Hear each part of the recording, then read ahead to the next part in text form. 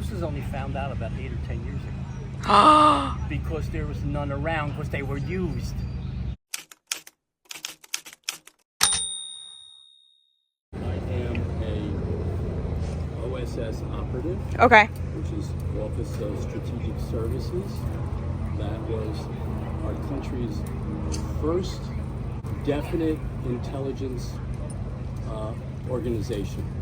Wow. We had throughout our history spies, but not organized like an agency just dedicated to intelligence. See, this all started before the war with an organization called the Office of War Information.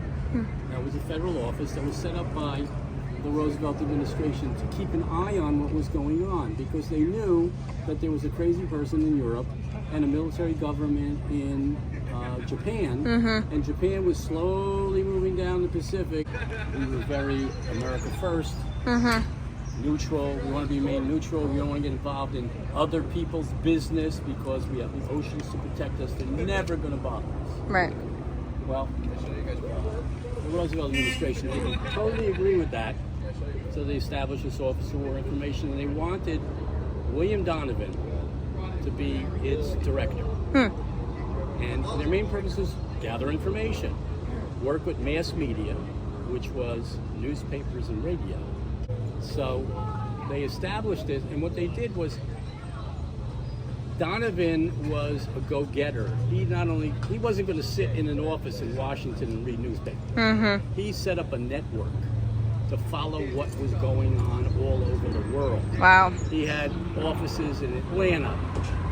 He had offices in New York, in Chicago, in San Francisco, in Dallas, to gather information, and they would centralize it. And they did a good job. And that was all well and good until the war came. And it was like, oh no, we know what they've been doing and where they've been going, but now we have to go do something with it. And so they decided they would have this intelligence group called the Office of Strategic Services. Okay. Known as the OSS.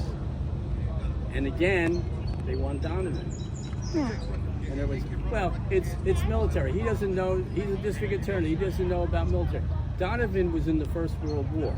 He was the commanding officer of the Fighting 69th, which was a very prestigious infantry in the First World War, and he was a Medal of Honor recipient. So they managed to accept the fact that he'll be the director. And he had a good idea what he wanted to do with intelligence, but the British were always good at it. They had intelligence networks since forever.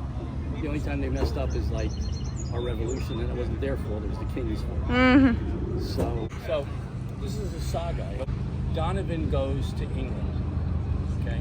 Now, late in 40, early 41, Churchill, who's like a superstar, okay, he's the prime minister, he figures out something. He goes and makes a speech in Parliament. He says, we are not going to win this war. Now, they've been at war since 39.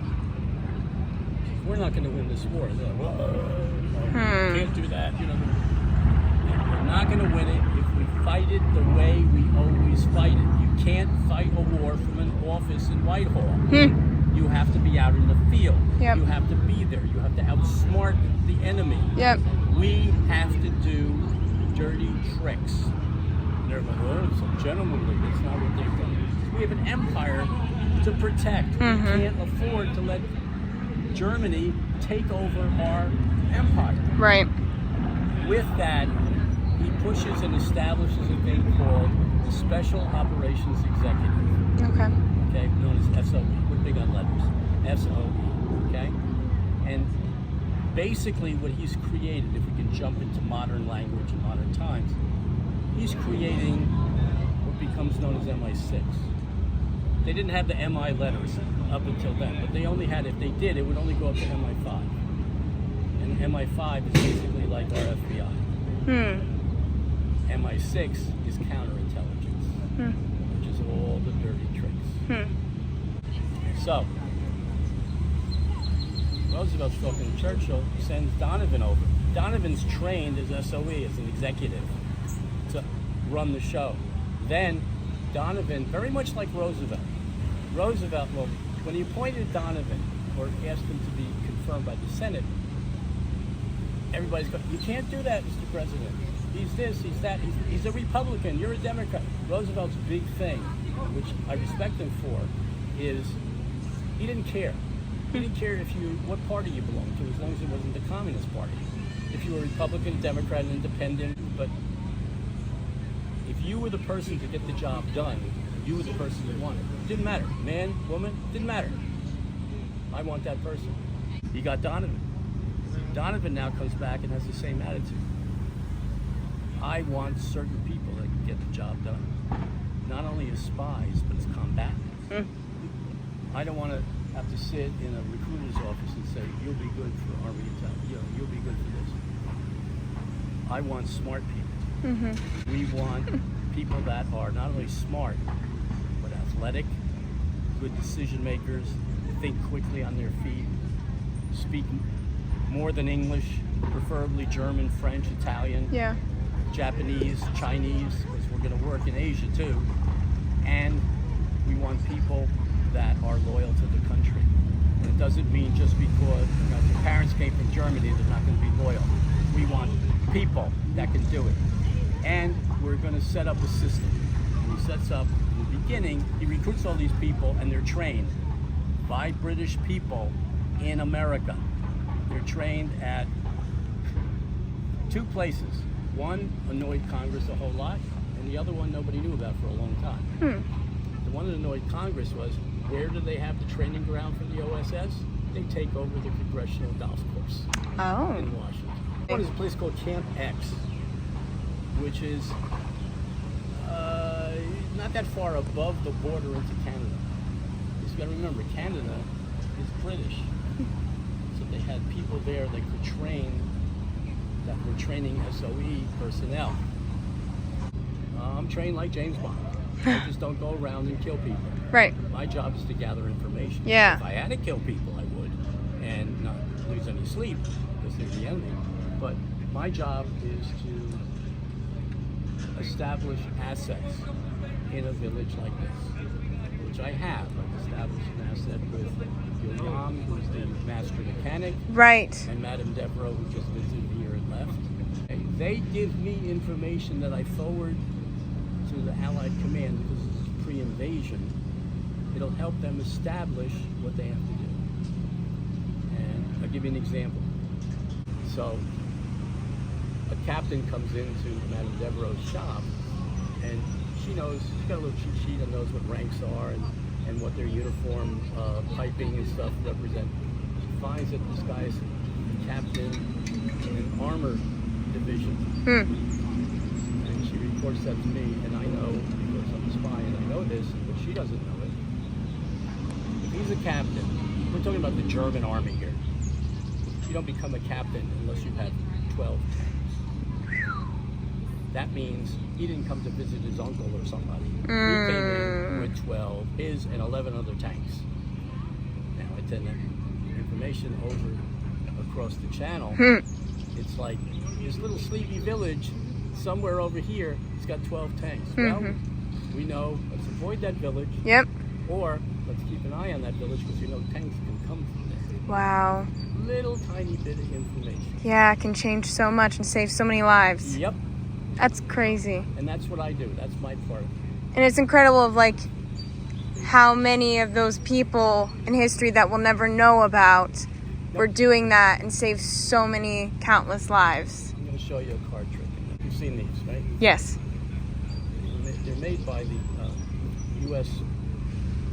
Playing card company, which has been around since the Civil War, before the Civil War. Really? Yeah. You know, this pattern, the two angels on the bicycles, that's what they call bicycle cards. Now, during the war, according to the Geneva Convention, if you have prisoners of war from your country, you could send them back. Okay. Now, in spite of what you see in movies and stuff, being a prisoner of war is not fun. You would get interrogated, not necessarily beaten up like you see in movies, but that happened. But every day they would ask you questions about stuff. They would take attendance at least 3 times a day, make sure nobody snuck out. It wasn't like I was cutting class. It was like you get shot for doing it. All right? And the rest of the time, you're in the barracks. If you're not cleaning up the yard or whatever, you're in the barracks. And it's boring. So in these packages that were allowed to be sent to prisoner of war camp, they would have games.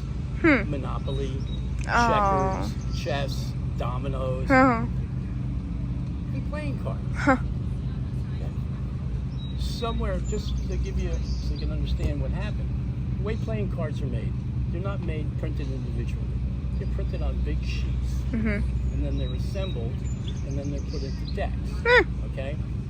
Now, usually it's a top sheet and a bottom sheet, and blank in the middle. And the bottom sheet has like the pattern with the two angels on the bicycle. The top would have the, ace of spades, king of diamonds, or whatever goes in.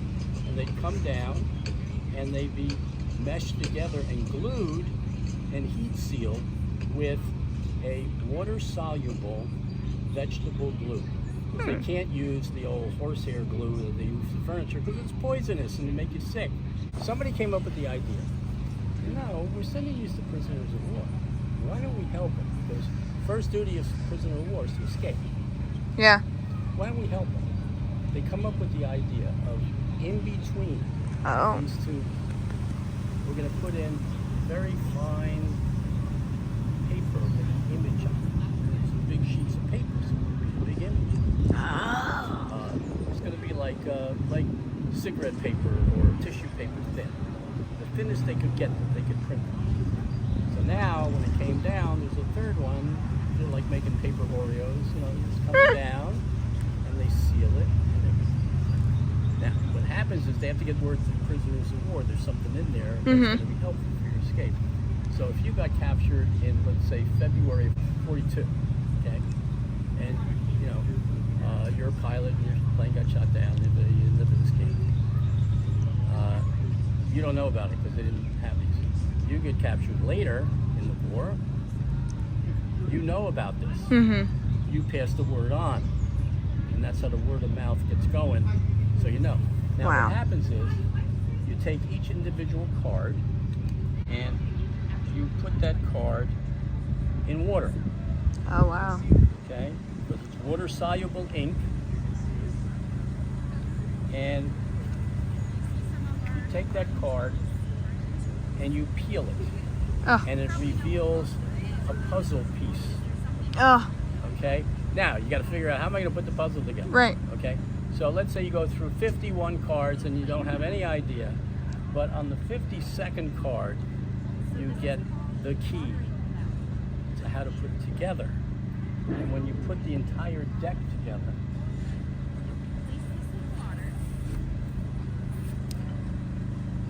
oh wow. you end up with that. Wow, my mind is blown. Okay, now, not only is it a map of France with the German border, it's instructions on how to do it. And here's the key. Wow. And they all fit together in this nice little image. Okay, now, the reality of this is only found out about 8 or 10 years ago. Because there was none around, because they were used. No. Some guy was doing research, like a lot of us like to do, but don't always have the opportunity to do with the National Archives. National Archives has like almost every bit of OSS information. Wow. And he finds out, he's reading something, talking about escape cards. And he's going, they didn't put big placards up, turn here, that kind of thing. What are they? And he did some digging and found out that there's these decks of cards that you can peel apart and it forms a map. Wow. That's so cool. And he did some more digging. He found 2 decks. They're both in the Spy Museum in Washington, D.C. It shows it's a deck of cards. They're blue, not red. But what they've done is taken one card and just bent half of it. You can see the map part and the rest of the card without, like this has printed over it. That's one of the more fascinating things. Wow. And in the thing I was reading last night, which I didn't know, there are 32 known accounts of people that use the maps from the deck of cars that escaped. Wow. My next step is to go find who those 32 people Oh, were. that'd be awesome and see what And their just- stories and they're how. probably not alive because of the nature of it's a long Right. time ago. But to find out What happened? where they went, what Yeah. they did they go back into? Did they help others? Did Yeah. Did they go oh, back into combat? What units were they in, and so on. wow. That is fascinating. That is amazing. Thank you. Now you got something to talk about.